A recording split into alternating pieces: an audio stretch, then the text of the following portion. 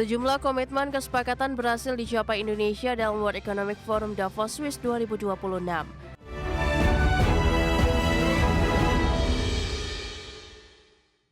Indonesia mencapai hasil yang memuaskan dalam pertemuan Forum Ekonomi World Economic Forum Davos 2026, di mana Kamar Dagang dan Industri Indonesia menilai Indonesia berhasil meyakinkan 65 kepala negara yang hadir dalam diplomasi ekonomi global. Sejumlah komitmen kesepakatan berhasil dicapai Indonesia dalam World Economic Forum Davos Swiss 2026. Forum ekonomi dunia yang dihadiri 65 kepala negara dan 1.000 pengusaha top dunia mendukung Indonesia dalam diplomasi ekonomi global. Ketua Umum Kadin Indonesia Nindya Bakri menilai diplomasi ekonomi global yang dibalut dalam konsep Prabowonomik mendapat apresiasi komunitas dunia dari kalangan pengusaha, pemerintahan serta akademisi. Hal ini membuat perekonomian Indonesia semakin diperhitungkan di kancah internasional.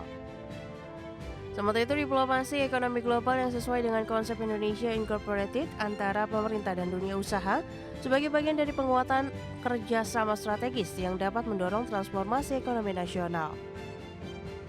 Kedepan, Kadin berharap Indonesia tidak hanya menjadi pasar, tetapi tampil sebagai pemain aktif dan mitra strategis dalam industri masa depan untuk memperkuat daya saing, ketahanan ekonomi, serta posisi Indonesia di kancah perekonomian global. Dari Jakarta, Tim Liputan, IDX Channel. Pemirsa, Menteri Luar Negeri Sugiono menegaskan sikap Indonesia yang tetap berpegang pada prinsip non-blok dalam menyikapi dinamika geopolitik global, termasuk rencana Amerika Serikat yang ingin mengakuisisi Greenland dari Denmark. Sugiono menyampaikan Indonesia secara konsisten mengedepankan prinsip perdamaian dan stabilitas global. Menurutnya, kedua hal tersebut merupakan prasyarat utama bagi terciptanya kemakmuran dunia dan kesejahteraan masyarakat internasional. Sejalan dengan pernyataan Presiden Prabowo Subianto, Menlu Sugiono menegaskan tanpa stabilitas dan perdamaian, sulit bagi dunia untuk mencapai kondisi yang makmur dan berkeadilan. Oleh karena itu, Indonesia akan terus mendorong terciptanya perdamaian serta stabilitas internasional melalui diplomasi dan kerjasama global. Intinya kita ada dalam posisi non-aligned. Kita sadar bahwa dunia sekarang sangat dinamis situasinya. Namun kita juga harus ingat bahwa ada kepentingan nasional yang harus kita jaga. Oleh karena itu kita selalu berpandangan bahwa apapun yang kita lakukan kita harus berpijak pada kepentingan nasional kita. Kita mengharapkan perdamaian, kita mengharapkan stabilitas. Pemerintahan menargetkan setoran dari pungutan pajak konsumsi sebesar 995,2 triliun rupiah di tahun 2026. Ya, target tersebut pemirsa naik 8,4% dari yang ditargetkan pada Undang-Undang APBN 2025 yang mencapai 900,79 triliun rupiah. Pemerintah menargetkan setoran dari pungutan pajak konsumsi sebesar 995,2 triliun rupiah di tahun ini. Setoran tersebut berasal dari kelompok pajak pertambahan nilai atau PPN dan pajak penjualan barang mewah atau PPNBM. Berdasarkan lampiran 1 Peraturan Presiden Nomor 118 Tahun 2025 tentang rincian APBN tahun anggaran 2026, meliputi PPN dalam negeri sebesar 615,1 triliun, PPN impor 352,2 triliun, PPN BM dalam negeri 8,4 triliun, PPN BM impor 6,8 triliun, serta pendapatan PPN BM lainnya sebesar 12,6 triliun rupiah. Secara umum, target penerimaan PPN dan PPN BM tersebut naik 8,4% dari yang ditargetkan pada Undang-Undang APBN 2025 yang mencapai 917,79 triliun rupiah. Target penerimaan PPN dan PPNBM pada tahun lalu tersebut turut berdasarkan asumsi kenaikan tarif PPN sebesar 12% yang seharusnya berlaku awal 2025. Namun sebelum pergantian tahun dari 2024 ke 2025, pemerintah memutuskan tarif 12% hanya berlaku untuk pajak konsumsi barang mewah saja atau yang masuk ke kategori PPNBM.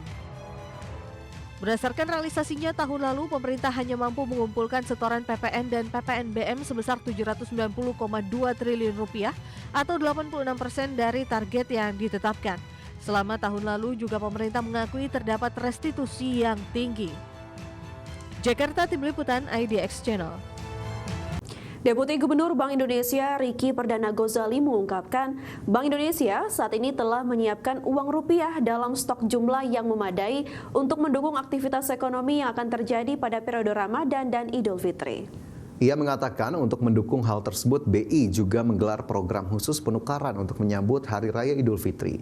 BI memperkirakan penukaran uang pada tahun ini akan meningkat dibandingkan tahun sebelumnya. BI juga akan memperluas jangkauan penukaran terutama di daerah-daerah 3T. Hal itu dilakukan agar masyarakat dapat menjalankan ibadah dan merayakan Hari Raya dengan lancar. Bank Indonesia telah menyiapkan uang rupiah dalam stok jumlah yang memadai untuk memenuhi kegiatan ekonomi yang terjadi nanti di Ramadan dan Idul Fitri. Terus khusus untuk bulan Ramadan dan Idul Fitri untuk memenuhi kebutuhan penukaran uang kecil biasanya dilakukan oleh masyarakat, Bank Indonesia melaksanakan suatu event kegiatan yang kami sebut dengan Serambi. Serambi ini adalah semarak rupiah Ramadan dan berkah Idul Fitri. Direktorat Jenderal Pajak Kementerian Keuangan mencatat jumlah wajib pajak yang telah melakukan aktivasi akun Cortex terus bertambah mencapai 12,5 juta wajib pajak per 26 Januari 2026. Dari jumlah tersebut, aktivasi didominasi oleh wajib pajak orang pribadi sebanyak 11,5 juta wajib pajak. Direktorat Jenderal Pajak Kementerian Keuangan mencatat jumlah wajib pajak yang telah melakukan aktivasi akun Cortex terus bertambah mencapai 12.529.341 wajib pajak per 26 Januari 2026. Dari jumlah tersebut, aktivasi didominasi oleh wajib pajak orang pribadi sebanyak 11.588.025 wajib pajak, disusul wajib pajak badan sebanyak 851.949 serta 89.144 instansi pemerintah dan 223 wajib pajak perdagangan melalui sistem elektronik atau PMSE yang telah mengaktifkan akun Cortex DJP. Direktorat Jenderal Pajak terus mendorong wajib pajak yang belum mengaktifkan akun Cortex-nya untuk segera melakukan aktivasi.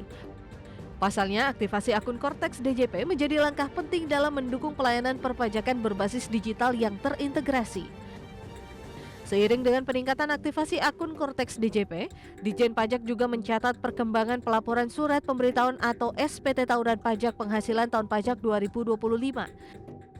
Hingga periode yang sama, jumlah SPT tahunan PPh yang telah dilaporkan mencapai 631.659 SPT. Yang didominasi oleh wajib pajak orang pribadi karyawan sebanyak 532.668 SPT, diikuti orang pribadi non-karyawan sebanyak 70.088 SPT, sementara itu pelaporan dari wajib pajak badan tercatat 28.737 SPT dengan pembukuan rupiah dan 47 SPT dengan pembukuan dolar Amerika Serikat. Jakarta, Tim Liputan IDX Channel.